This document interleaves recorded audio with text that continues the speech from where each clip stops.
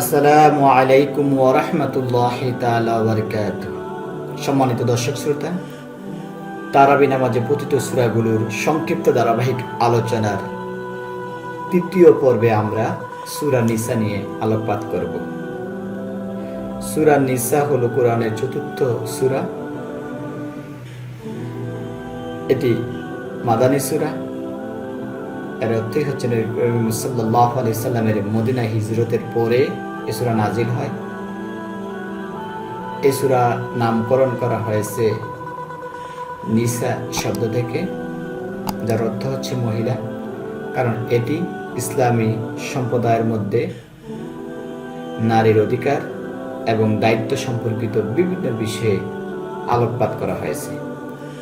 সূরাটিতে 176টি আয়াত রয়েছে। এতে ইসলামী আইন, নীতিশাস্ত্র সম্পর্কিত বিভিন্ন বিষয় রয়েছে।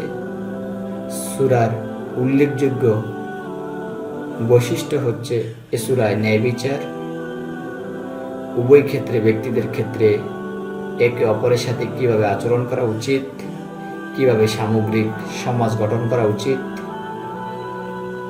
বিচারক নিয়োগ এবং আইনি প্রক্রিয়ায় নিরপেক্ষতার প্রয়োজনীয়তা সহ বিভিন্ন বিষয়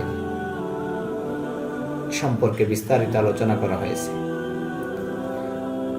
সূরা নিসা উত্তরাধিকার এবং ইয়াতীমের চিকিৎসার বিষয়ে বিস্তারিত নির্দেশনাবলীও দেওয়া হয়েছে। এ বিষয়ে ন্যায্যতা এবং সহানুভূতির উপর গুরুত্ব দেওয়া হয়েছে।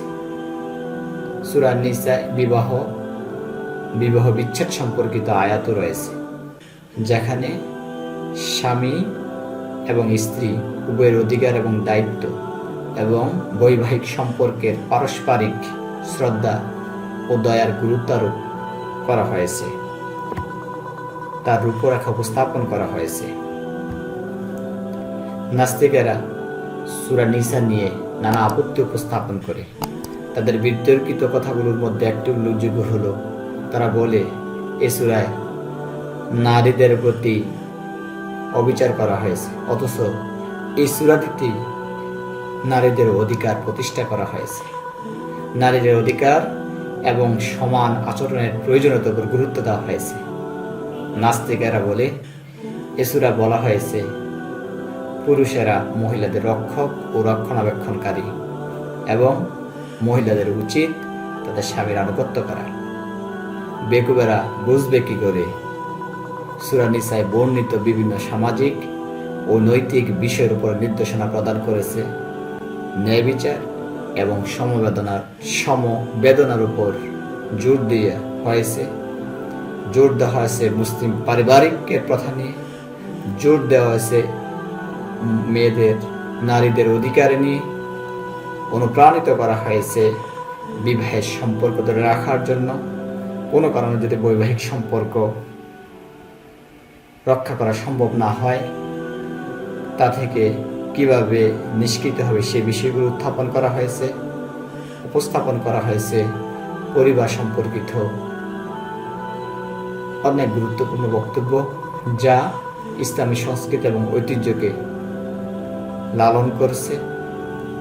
সুতরাং এই সূরায় নারীদের অধিকার প্রতিষ্ঠা করার জন্য আল্লাহ রাব্বুল আলামিন এমন একটা নির্দেশনা দান করেছিলেন, যে নির্দেশনা যদি আজকে বিশ্ববাসীর সামনে উন্মুক্ত হতো, বিশ্ববাসী প্রতিষ্ঠিত করত, তাহলে আজকে নারী লাঞ্ছিত হতো না, দর্শিত হতো না, নারী তার সম্মান পেত। যেখানে আমরা বলি নারী বা মহিলা, ইংরেজরা বলে উইমেন, বিবাহ বলে ওয়াইফ অথবা গৃহিণী, সেখানে আরবিতে নারীকে বলা হয়েছে গড়ের রানী। সুতরাং নারীকে রানীর মর্যাদা একমাত্র ইসলাম দিয়েছে। আল্লাহ সুবহানাহু ওয়া তাআলা আমাদেরকে বুঝার তৌফিক দান করুক।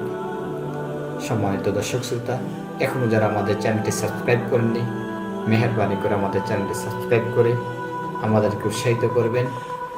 এই প্রত্যাশায় আপনাদের সকলের জন্য মহান রব্বুল ইজ্জত ওয়া জালালের নিকট উত্তম জাযা কামনা করছি।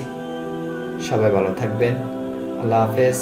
আসসালামু আলাইকুম ওয়া রাহমাতুল্লাহি তাআলা ওয়া বারাকাতুহু।